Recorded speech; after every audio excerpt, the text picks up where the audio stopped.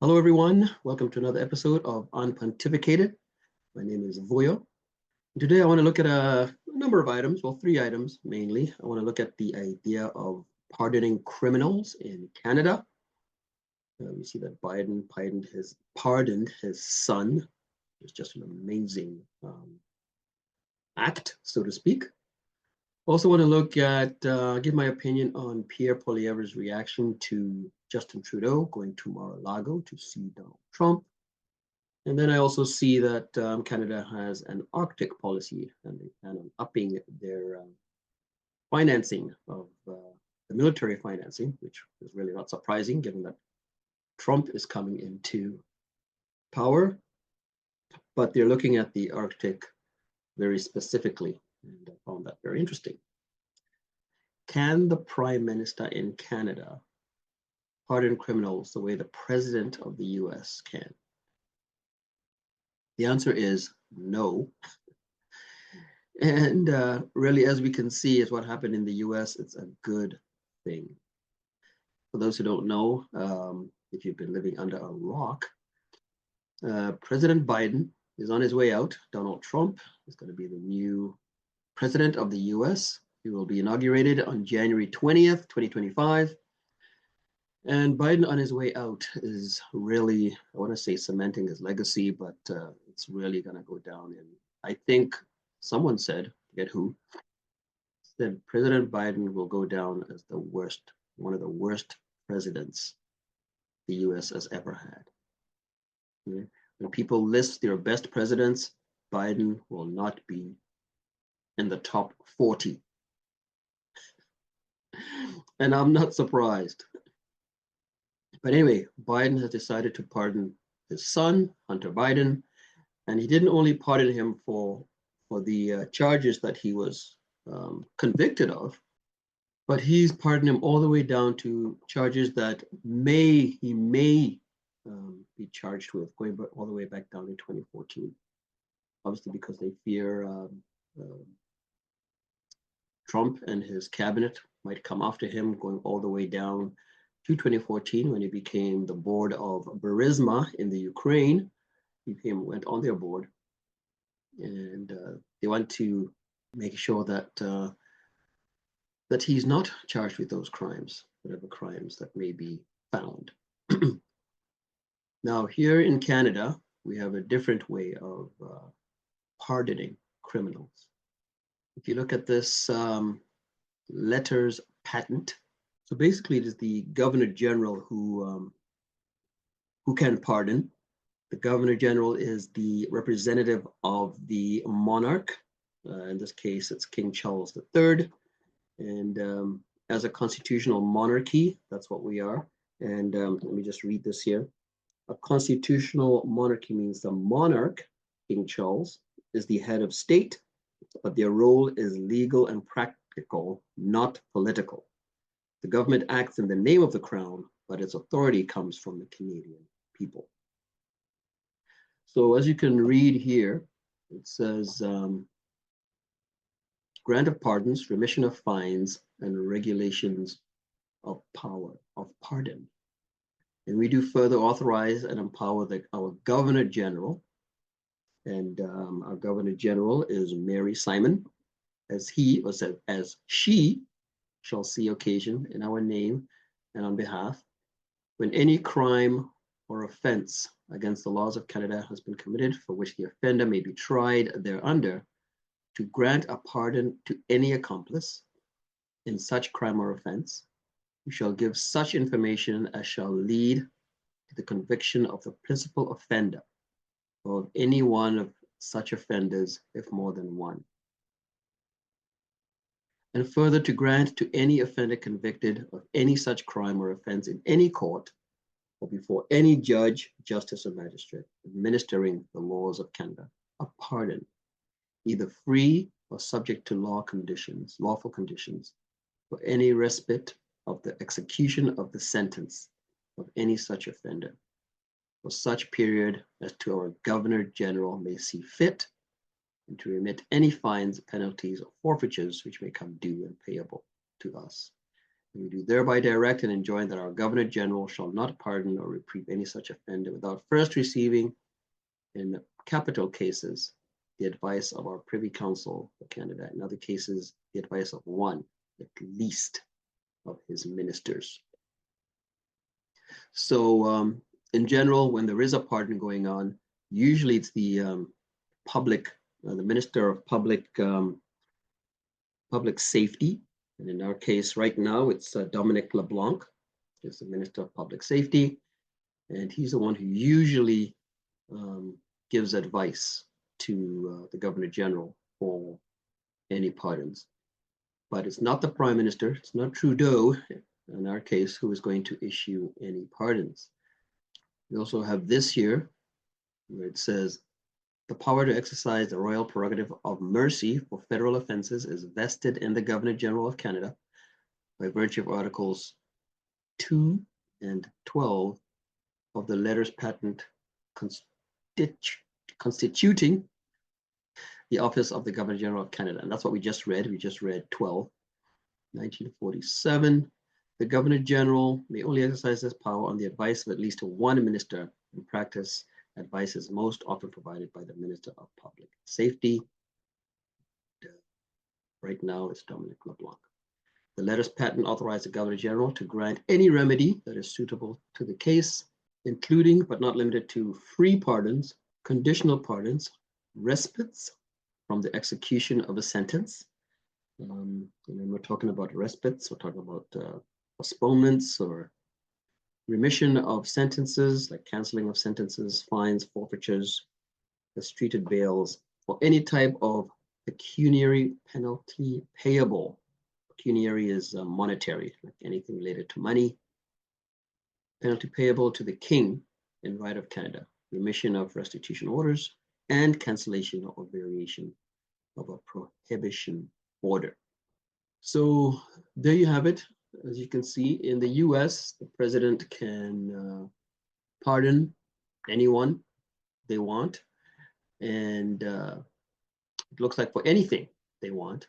And once that pardon has been done, it cannot be undone. The Supreme Court cannot undo the pardon. The president themselves cannot undo their own pardon.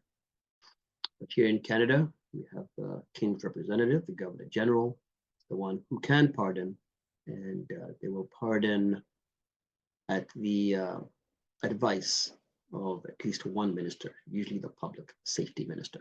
And that's how we do it here in Canada. Okay, so let's take a look at an episode of CBC at Issue.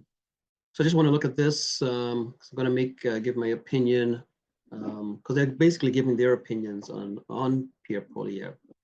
And I agree with much of what some of them are saying. Well, you'll listen and I will opine. Do you think that this meeting was a starting point, a success for Trudeau? And what do you make of how people are playing it?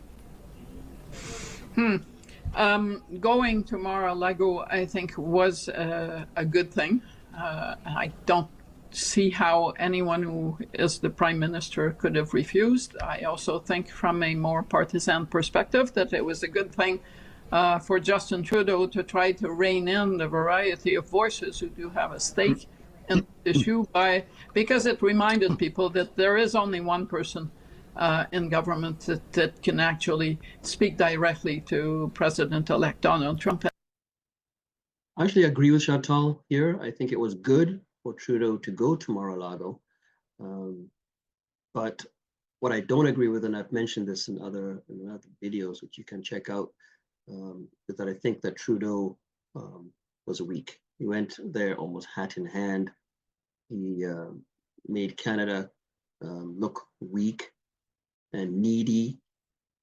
Even Trump joked that we'll make Canada the 51st state, because Trudeau said if the 25% tariff was instituted, it would cripple Canada's economy. So I think he went there and he was pretty weak, but I think going was a good move. And that is the current Prime Minister, whether you like him or not. That's a fact of life.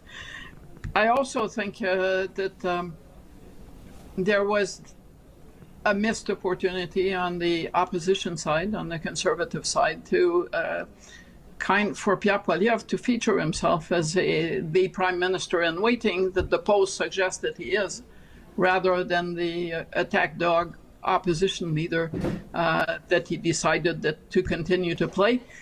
And if I were, it's not just that I think many Canadians will frown on that, but it's also that if you're going to become the prime minister in 6 months, Donald Trump will still be a reality. And many of the things you will have said today to attack Justin Trudeau may come back to haunt you.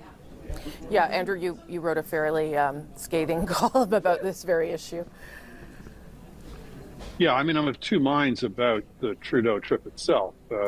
On the one hand, it looks like you're being a supplicant. It feeds into all of Trump's worst impulses, and it doesn't seem like he got a great deal from it. But nevertheless, as Chantal says, I think it looks responsible, it looks reasonable, it looks statesmanlike, it looks adult, like people would expect a prime minister to do, even if there's not much to be gained from it. It is hard to understand Poilievre's response this whole week. I think he's looked really off balance, off key. I think he senses there's danger in this, that if there's anything at all, and there may be nothing at all that gets Trudeau off the map, but if there's anything at all, this issue has the potential, because this issue has the potential to take over from everything else. The gravity and the enormity of the Trump threat, which goes far beyond the 25% tariff, but everything else that represents in terms of the refugee crisis, et cetera, it has a potential just to take over things. And if the issue becomes, in the next election, who can best handle Trump, that's something in which the prime minister has some cards he can play, whereas on virtually every other issue he's on his back foot. So you'd think that he would nevertheless, Poilievre would see opportunity in this to close the deal. He's way ahead of the prime minister. There's a great mood in the country for change, to get rid of the Liberals. The one nagging doubt people have is around Poilievre, and you can see this in some of the polling data. And if ever there were a moment for him to say, you know what, I've got another gear than just attack dog, I've got another tone than just harsh and grating, I can actually be gracious, I can actually be patriotic, I can actually take the high road and put country before party. It doesn't mean you have to lay off all criticism. It doesn't mean you have to become the prime minister's best friend. But you frame it as, we are all in this together. May I gently suggest the prime minister, there's another way of doing X or Y. You can still be His Majesty's loyal opposition, but you can do it in a way that looks like, as Chantal says, the prime minister in waiting, rather than the perpetual attack dog. Yeah, I agree wholeheartedly with Andrew Coyne there. Pierre Poilievre did miss an opportunity, and this is one thing that I just have a issue with politics in general. Why I don't think I could ever be a politician, because they would change, or wanted to change, the way I would do things. It was a good move for Trudeau to go down to Mar-a-Lago. I was, and even though yes, he looked weak, I don't know. The thing is, I may have commended the Prime Minister for going and seeing him. There may have been even an opportunity to go as well. He may have taken sometimes the party in power takes some of the opposition to go to certain meetings. But why would Trudeau take any member of the royal opposition? Because they're just at odds, at loggerheads, every opportunity. I don't know. That's all I want to say on that. I know opposition politics, it has to be, adversarial, but I don't know. I call my channel UnPontificated because, to pontificate is to give your opinion in a, arrogant fashion. And I want to unpontificate. I do want to give it in a, cordial fashion, amicable and open-minded kind of way. But anyway, if you guys disagree, I would really appreciate, comments. If you think that, no, Pierre is 20 points ahead in every poll because he's an attack dog, it's not because people just want Trudeau out. But then, yeah, let me know. That would be great. And please If you find any value in this content, please subscribe. And I would certainly appreciate it. A subscribe, a like, share, and any of that. Thank you very much. Now, what about Canada's military spending? Canada has decided to up its military spending. Canada did promise to have it at 2% by 2024, and they didn't meet that. It is at 1.37, I believe, as of 2024. So now they've promised by 2032 to get it up to 2%. And certainly Canada's spending, this is 2% of GDP. Canada is spending a lot of money on the military. I believe it's $26 billion. So it's a lot of money, but it's not 2% of GDP. So the Arctic has certainly caught the eye of the Canadian government.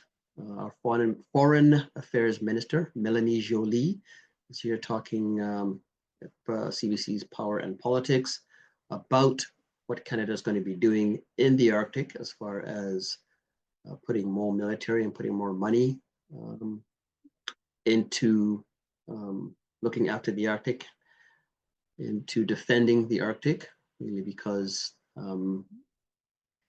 as she says, the way through the Arctic is getting easier with the icebergs, the polar cap melting, and it's the easiest way to get from Asia to Europe. So Russia and China are showing some interest in the Arctic there in the Canadian North, and so Canada is certainly looking to preempt that. Or they're looking to defend that at this time. I think they should have done that continuously, because now we're playing catch up. The amount of military that Russia has in their Arctic is just, and actually, and the States as well up there in Alaska, is they have a lot of military, well into the tens and 20s of thousands. Well, Canada, I think, has just 2,000 armed with a rifle. It's pretty bad. Better late than never. Let's listen to what she has to say. By necessity, invest billions of dollars into our Arctic. And we need this work to be guided by our foreign policy, because defense policy is an extension of foreign policy. And it provides us with the diplomatic tools that we will need to assert our sovereignty and to maintain peace, stability, and prosperity in the region. The new measures announced today include appointing an Arctic ambassador and opening 2 new consulates, one in Alaska and one in Greenland. There's almost $35 million for startup costs and $7 million in continuing years, but that excludes the tens of billions already announced in defense investments and the cost of future investments to reach the policy's security goals. Mélanie Joly is the Minister of Foreign Affairs, and she joins me now. Minister, it's good to see you. Thanks for being here today. Good to see you, David. Explain to me how their activity in the Arctic is a threat to Canadian sovereignty. Like, what is the imminent threat to the Canadian territorial and economic interests and political interests that you are trying to solve with this? So 3 things.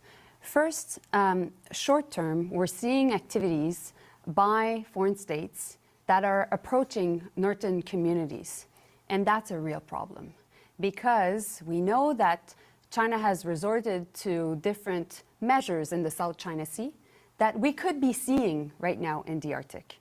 And so we wanted to make sure that we were supporting community safety and really getting Indigenous communities intelligence briefings and territorial premiers as well, just to understand the threat and what are the different behaviors we're seeing. That's the first point. Second is we're seeing joint military operations between China and Russia, and joint Coast Guard operations, and that's new. That's been in the last few months. Right. And thirdly is middle to long term. We know that Arctic sea ice is melting. We know that ultimately the shortest route between Asia and Europe is the Arctic and our Arctic. And so what we need to do is to make sure that we work with our allies, particularly the US, but also Nordic countries, to protect the Arctic. That's why we're massively investing defense and military equipment and also supporting investment hubs in the Arctic. But also we need to do more understanding in terms of sharing intel with our Arctic allies. And what's different also on our side is following Russia's illegal invasion of Ukraine, Finland and Sweden joined NATO. And that created also a possibility for a form of security dialogue, which was not the case before. So Finland and Sweden joining NATO was good for NATO, but it was bad for Ukraine. Some of the reason why I do think Russia invading Ukraine is definitely illegal, but they did it because they see NATO coming closer and closer to Russia. That's why. Now you want to let Ukraine join NATO. Then all the states that basically border Russia will be in NATO, and Russia just couldn't stand it. Just like people always say this example. Let's say Russia wanted to put some bases in Mexico. Yeah, U.S. wouldn't have it. I mean, just like the Bay of Pigs, and way back in the early '60s, where there was an almost all-out war when Russia was purportedly put rockets in Cuba.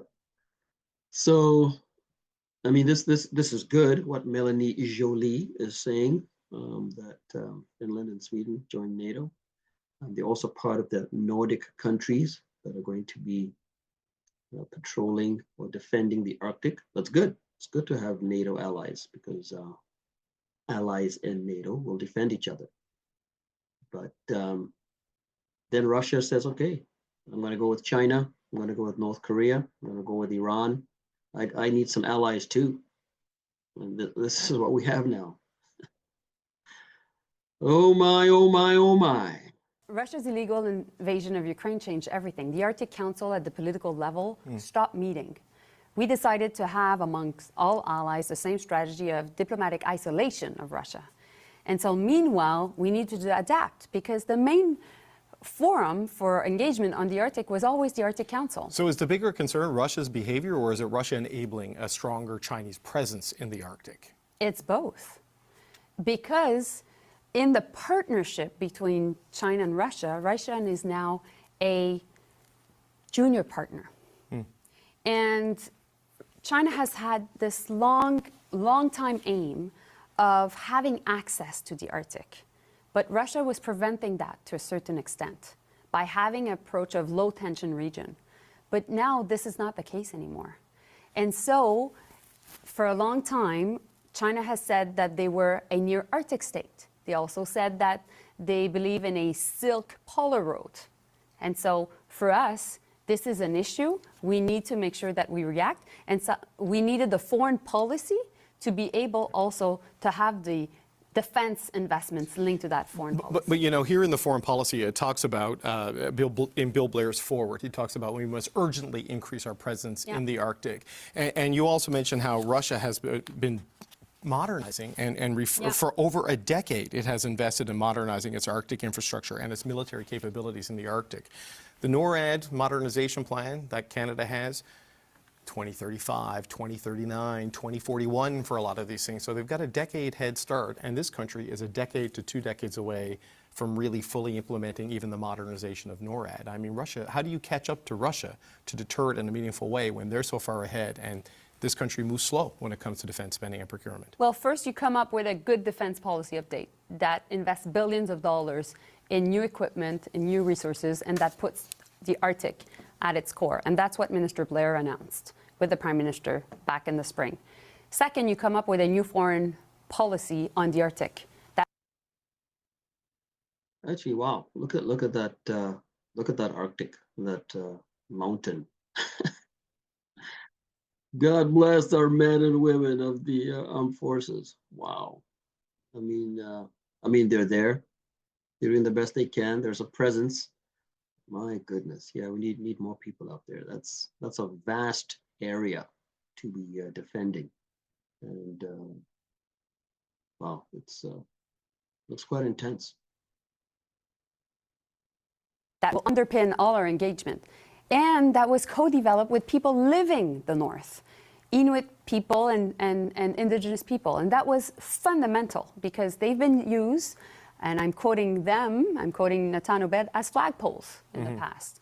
And so it was important, as they can be victim of foreign interference and a form of threats, we need to bring them on board to make sure that we had their own interests in mind. And so we changed the approach that we were having with the Arctic. And this is just a new culture and a new approach. So I think we can be strong on defense. And I think we need to do more on defense, to be frank. I'm very hawkish regarding that, but I think we can be very progressive also by engaging Indigenous people and working through a reconciliation process. No, I get the necessity to do that and to consult with the ITK and the territorial premiers and all of that, but policy and consultation is not going to deter Russia. It's not going to deter China. It's going to be hard power, to back up the soft power. And we're woefully short as a country on hard power, and it is years, if not decades, away from it appearing in the North in a meaningful way, right? So the Arctic policy needs that behind it, and right now it's not there, and it could be a long time before it is there. No, I don't agree. Actually, it comes with all the investment in our modernization. It comes with everything that we announced in the defense policy update with billions of dollars in new equipment, and it comes also with new infrastructure investments. Right. But fundamentally also, I must say that the people living in the North are the ones that will be able to be eyes and ears on the ground to help us, to understand what's going on. So that's why they needed to be on board. So I don't see one or the other, David. I see both go hand in hand. This week I was at NATO at the beginning of the week, and we talked about defense production lines, supply chains. We know we have an issue. It's not Canada only, actually. A lot of it is being bought from the US and US companies.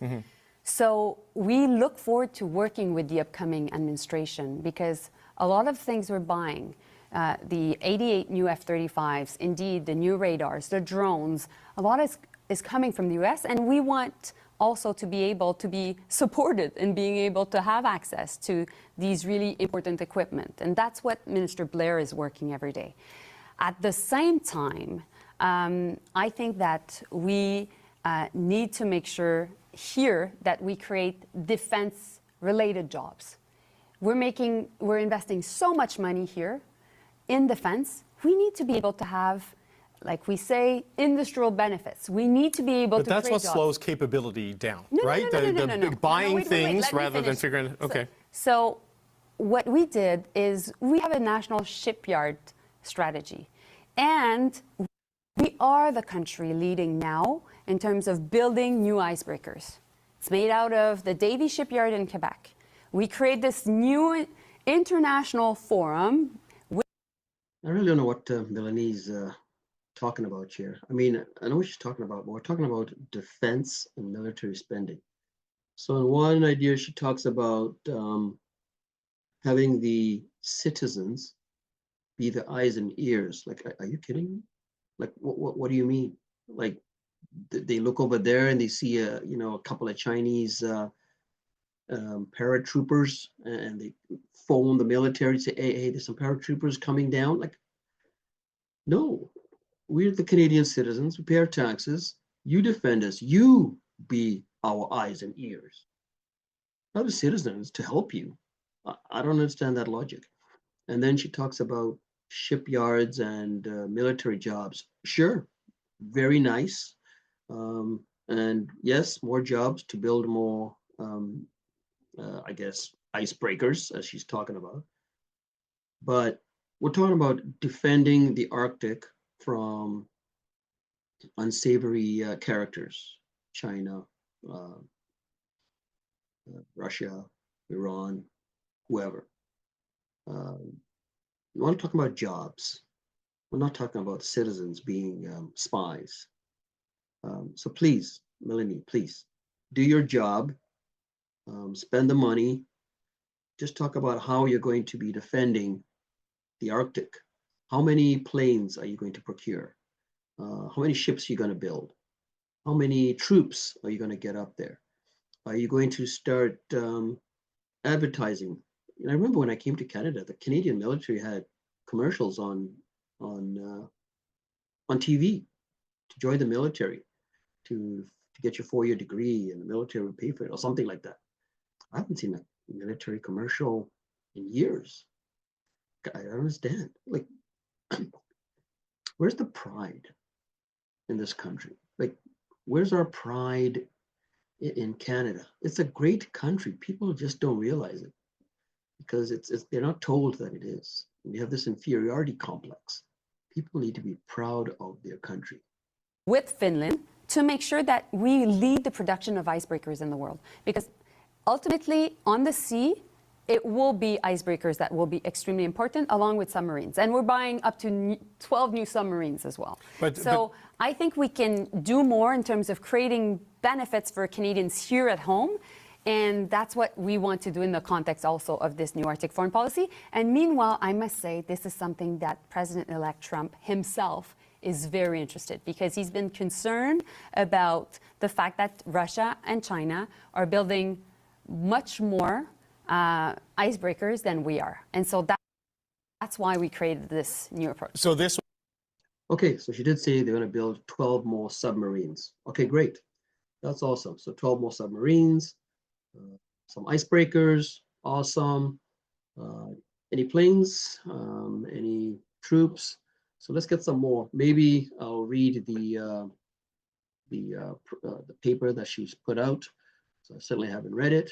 Maybe it has some more information on that memo, on that project. Okay, well, guys, that's pretty much it. So today I talked about does the Prime Minister have the authority to pardon people? And no, it is the Governor General who pardons people at the advice of mainly the Public Safety Minister. A lot of ministers can. And then talked about Pierre Poilievre. He's too much of an attack dog. He needs to, show some grace, show some statesmanship. It's not attack all the time. You've got to be able to work. Like, if you become a prime minister, like, can you work with the other, the opposition to do things for Canada? He says Canada first, but is it really Canada first, Pierre? If it's Canada first, then if the Prime Minister does something that's good for Canada, then don't attack. If you don't want to praise him, if you don't want to commend him, I won't say praise, but you don't want to commend him, then just don't say anything. Not attack at every step, Pierre. And then we talked about the more spending. Looks like there's going to be more spending to defend our Arctic. The government feels that the Arctic is no longer a low tension area. It's getting easier to cross from Asia to Europe. And so Canada has to up its defense of the Arctic area. And yeah, so that's what we talked about today. I'd appreciate, guys, what do you think? What do you think about all that we've talked about? So please leave a comment. And then as well, please subscribe, leave a like, share. I'd really appreciate that, because it helps me out with the algorithm. And I will talk to you guys next time. Bye-bye.